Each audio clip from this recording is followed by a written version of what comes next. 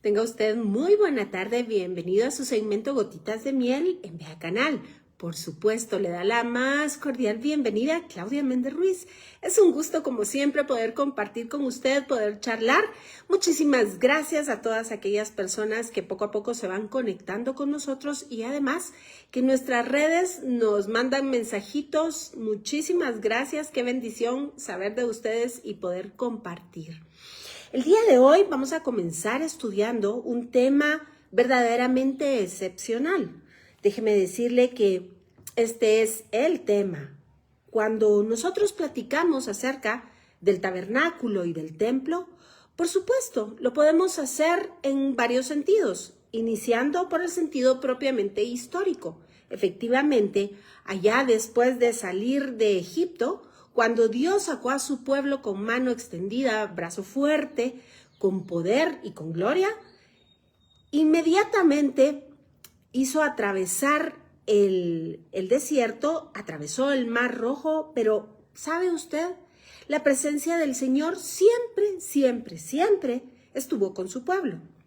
Y es que el día de hoy, efectivamente, vamos a comenzar a hacer un seguimiento, como acostumbramos a hacerlo, desde Génesis hasta Apocalipsis, para encontrar ese secreto escondido, esa perla preciosa, esas gotitas de miel dentro de la Escritura, en donde se nos habla cómo Dios, siendo el Dios creador de todo cuanto existe, decidió despojarse de sí mismo para venir a morir en una cruz. Así que sí, efectivamente, vamos a hablar del tabernáculo. Déjeme darle un saludo muy cordial y cariñoso a mi querida Gildita Barahona. Gracias, Gildita, por asomarte por aquí. Qué bueno verte. Y bien, comenzaremos nuestro recorrido el día de hoy en el libro de Éxodo, capítulo 31, versos del 1 al 4. Acompáñeme, por favor, con la lectura. Y dice así: Habló Jehová a Moisés diciendo: Mira, yo he llamado por nombre a Bezalel, hijo de Uri, hijo de Ur, de la tribu de Judá, y lo he llenado de espíritu de Dios, en sabiduría y en inteligencia, en ciencia y en todo arte, para inventar diseños para trabajar en oro, en plata y en bronce, y en artificio de piedras para encastarlas, y en artificio de madera para trabajar en toda clase de labor. ¿A qué obedece este texto? Pues bien, déjeme decirle que sí, Dios quería habitar con su pueblo. Pero para esto, y situarnos en esta historia de amor hermosa, debemos comenzar por el libro de Génesis, como es nuestra costumbre. Y es que efectivamente allá, recuerda usted que en el libro del principio, el libro de los principios, se nos cuenta cómo Dios, el Dios creador, en el capítulo 1, llamado Elohim, creó cuanto existe de acuerdo a su plan y a su perfección. Pero en el capítulo 2 inmediatamente nos hace esa remembranza acerca de la creación del hombre y de la mujer, pero vemos que sucede algo, y es que efectivamente ya no utiliza solo el nombre de Elohim para darse a conocer, sino que además ahora agrega otro nombre, y es Hashem Elohim, es decir, el nombre de Dios, el Yod-He-Vav-He Elohim. Y esto se debe a que este es el nombre que manifiesta sus atributos de amor y de misericordia. Efectivamente, porque lo que vendría inmediatamente después de esto sería la caída del hombre y por tanto la expulsión de del huerto. Y déjeme decirle que no es a causa o como consecuencia de la ira de Dios. Al contrario, esto es a causa y como consecuencia de ese amor que nosotros ni siquiera podemos alcanzar a entender.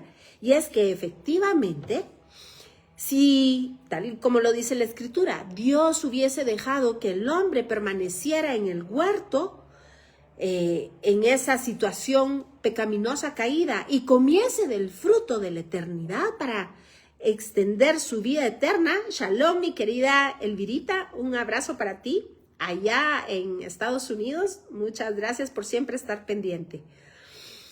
Y pues le decía, si Dios entonces hubiera permitido que el hombre se quedara en esa condición y entonces extendiera la vida eterna, ¿sabe usted? Jamás hubiésemos podido gozar de esta intimidad con el Dios Todopoderoso.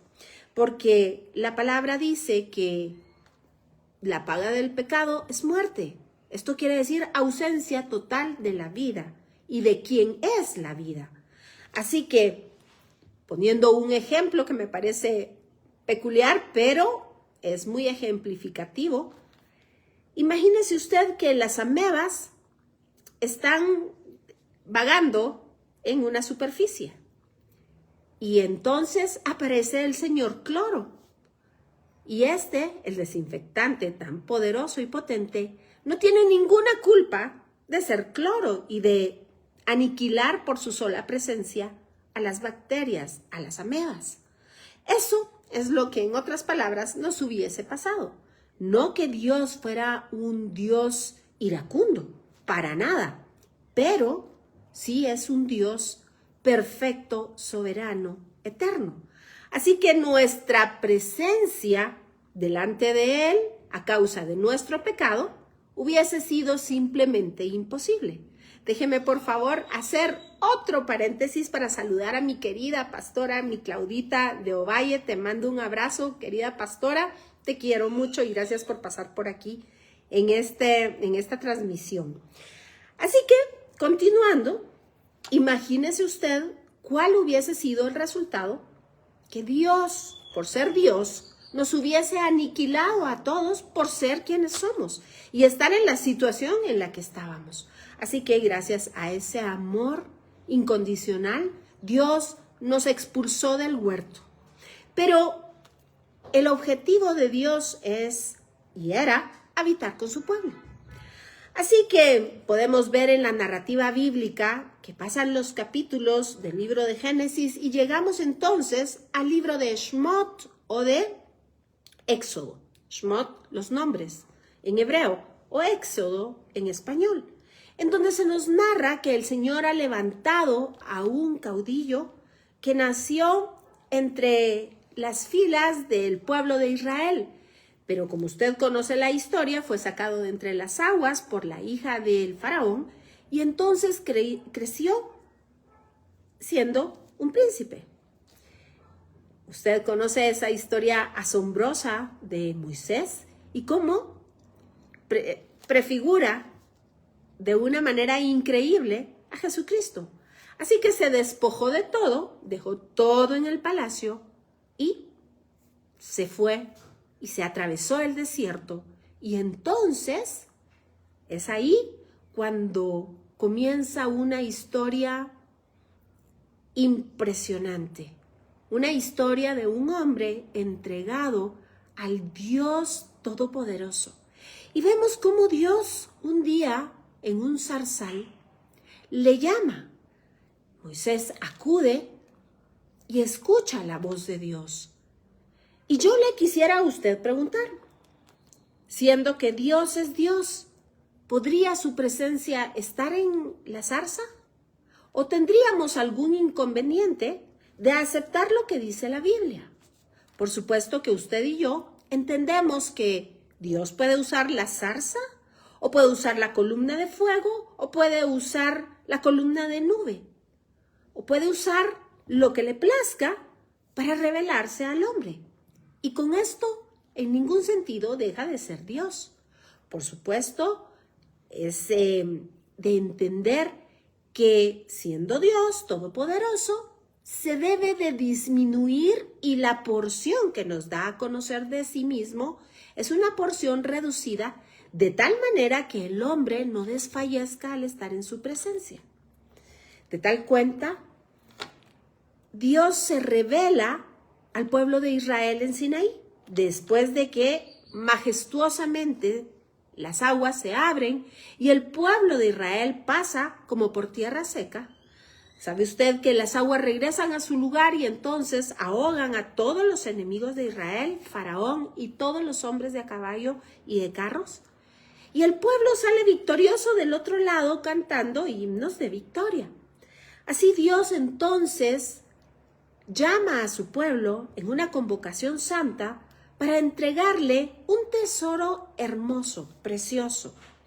Después de 50 días de haber sacrificado al cordero, la víctima inocente, después de haber celebrado esa cena, que déjeme decirle, se recuerdan en la festividad de Pesaj o Pascua y panes sin levadura, el pueblo ha salido triunfante, pero es que ahora le espera un encuentro con Dios.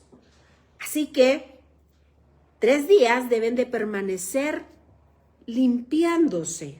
3 días deben de lavar sus ropas para que entonces, cuando el Kabod de Dios, la presencia de Dios descienda, ellos puedan estar delante de esta presencia.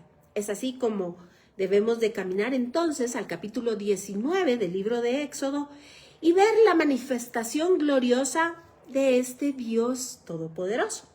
Y cuenta la narrativa bíblica que el monte Sinaí, en donde alrededor acampaba el pueblo de Israel, sufrió algo verdaderamente poderoso. El cielo descendió y el monte humeaba. No puedo imaginar la gloria que deben de haber contemplado. Se oían truenos como voces. Los sabios explican que estos truenos eran 70 voces o 70 idiomas en los cuales Dios hablaba para que su Torá, su instrucción, fuese no solamente para el pueblo de Israel, sino para todos los pueblos de la tierra. Como le repito, además del humo, del fuego, de la gloria, explican los sabios que el monte se llenó de flores y el aroma floral era una cosa envolvente, hermosa, preciosa. Y entonces Dios decide entregarle a su pueblo la llamada Torá o las leyes escritas con el propio dedo de Dios. Y de eso vamos a hablar después. El dedo mismo de Dios inscribió en las tablas de piedra su instrucción, los 10 mandamientos. Pero esta escena, que fue una escena verdaderamente grande y terrible en el buen sentido, terminó.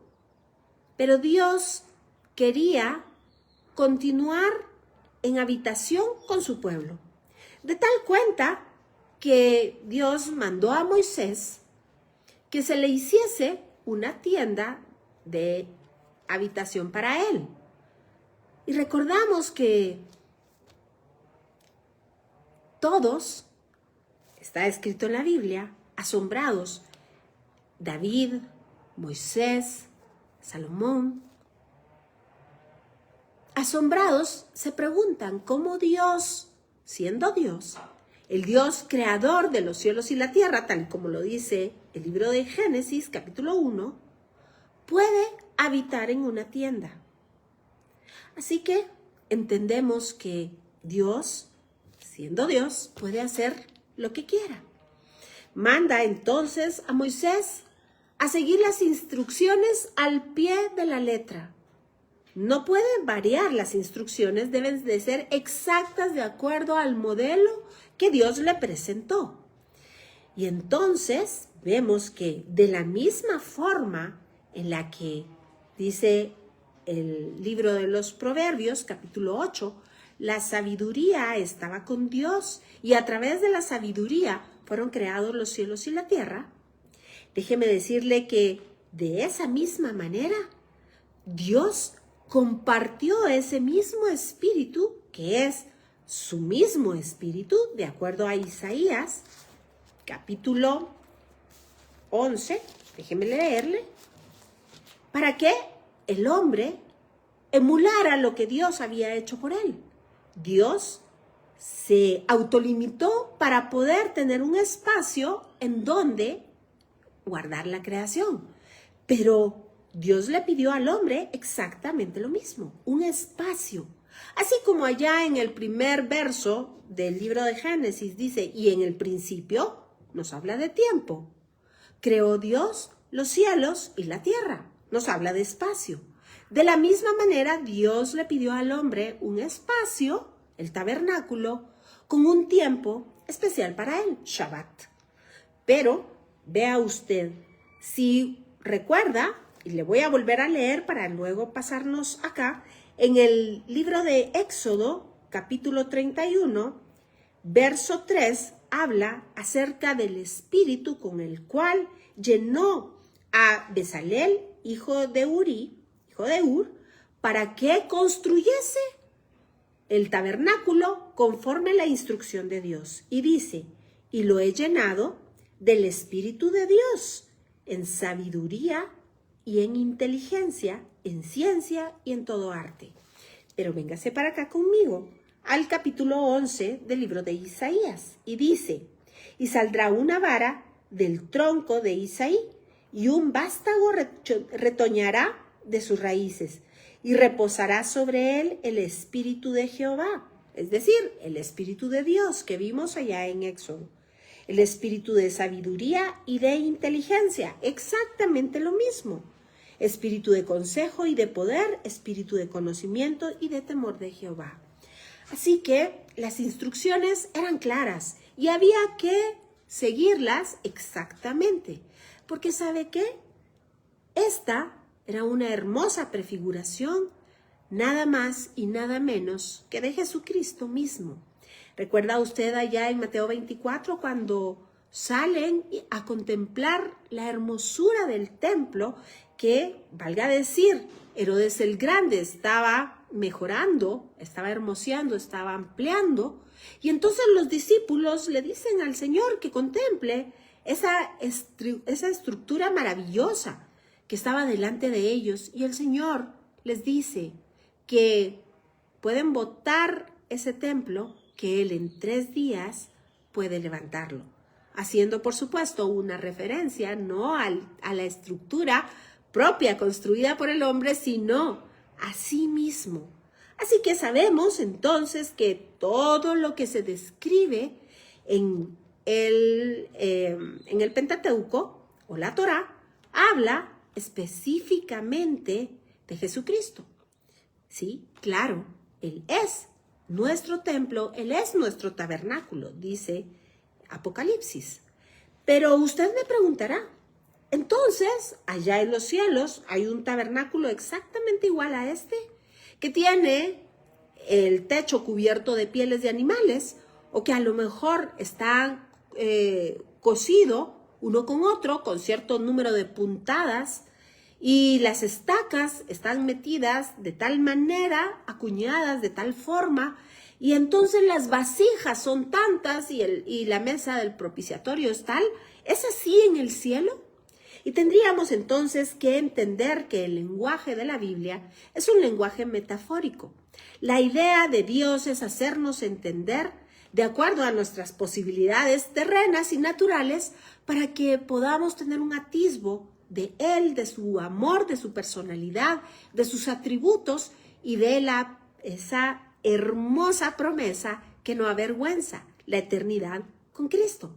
Así que cuando nosotros vemos acá en el libro de Éxodo, cuando estamos caminando en todo el Pentateuco y vemos la descripción de, en este caso, del tabernáculo de Moisés que estamos hablando y posteriormente será el templo de Salomón, déjeme decirle que no es una descripción taxativa acerca de los bienes espirituales. Es nada más una manera metafórica que Dios utiliza para que comprendamos.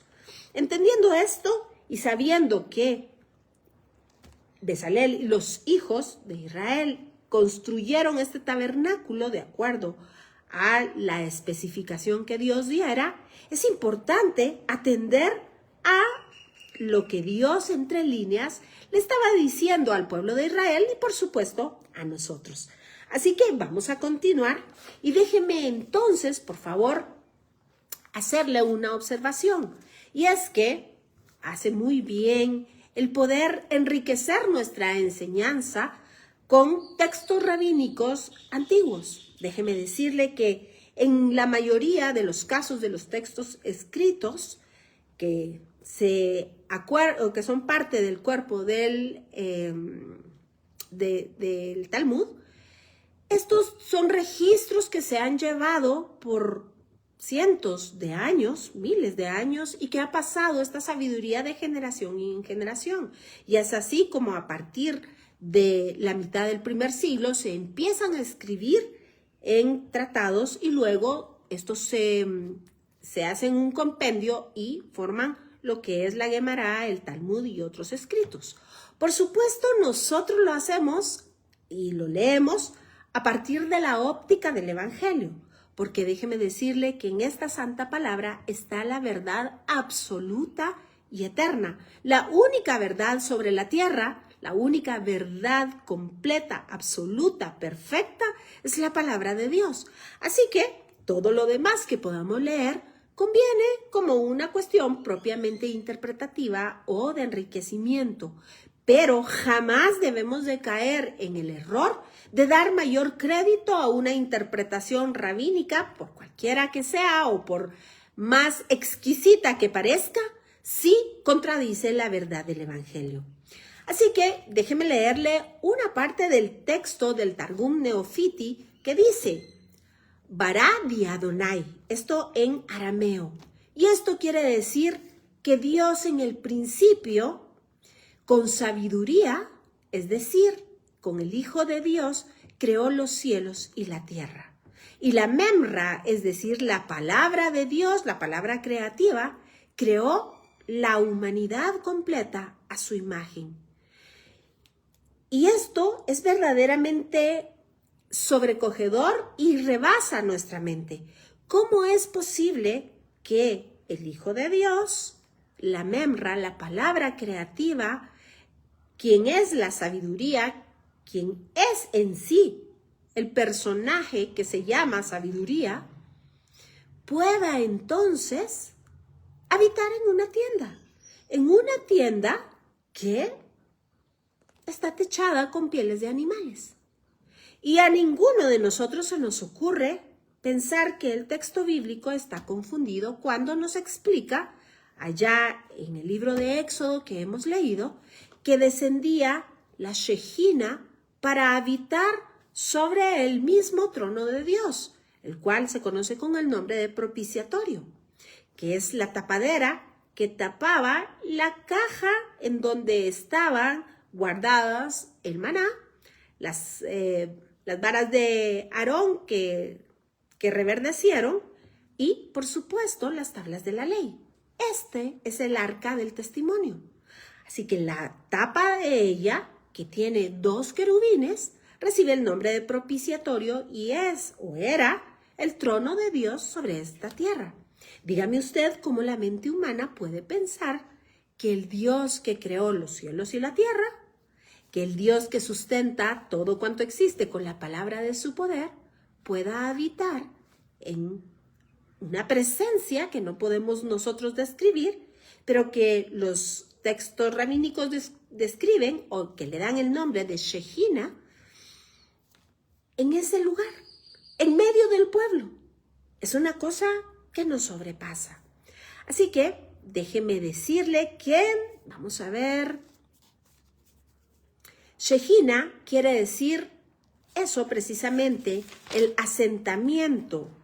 A ver, aquí está. Shejina, de acuerdo al Targum Jonathan, se deriva de la palabra Mishkan. Mishkan quiere decir tabernáculo. Y esto, a su vez, quiere decir asentar, morar o residir. Así que la Shejina era la presencia de Dios habitando, la presencia de Dios morando, la presencia de Dios residiendo en medio de su pueblo. Pero ¿sabe usted cuál es la promesa de esta forma de manifestación de Dios? En el hebreo se dice Beshahanti Betoham. Beshahanti Betoham. Y esto quiere decir, y habitaré en medio de ellos. Así se describe en el libro de Éxodo. Y es que esto es verdaderamente impresionante. Dios Todopoderoso, que sustenta todas las cosas con la palabra de su poder, que creó el sol, la luna, las estrellas, quiere vivir con su pueblo, pero además quiere vivir en medio de su pueblo. Pero además, esta promesa no solo quiere decir que va a estar rodeado de las tiendas de los escuadrones de Israel. Esto quiere decir que va a vivir dentro de los moradores de Israel. Dígame usted si esto no es en verdad poderoso. Así que, para recopilar nuevamente lo que estamos diciendo, Mishkan o tabernáculo quiere decir morada o residencia. Se deriva del hebreo shakan, que es asentarse o morar. Así que la Shejina es, en otras palabras, la presencia de Dios residiendo en medio de los escuadrones de Israel. Déjeme por favor saludar a mi querida amiga de toda la vida, Brenda Chavarría. Un abrazo, mi querida Brendita. Gracias por pasar por aquí. Igualmente un saludo cordial para Leonardo Sarabia y para mi querido Vicente Cepeda allá en México. También un abrazo cariñoso, querido Vicente. Muchas gracias a cada uno de ustedes que se hace presente en esta transmisión. Así que continuamos poniendo ahorita los fundamentos o los peldaños para construir este edificio de la misma manera que Dios lo hizo allá desde Génesis hasta Apocalipsis para darnos una morada. Y bien, déjeme además contarle que el nombre de este tabernáculo, de acuerdo a su función, se le conocía como Mishkan o Mikdash. Posteriormente, Betamikdash, esto quiere decir la casa de la presencia, el Ohel Moed o la tienda de la cita. Y todas estas expresiones aparecen en hebreo, por supuesto, en la Tanaj, en la Biblia hebrea.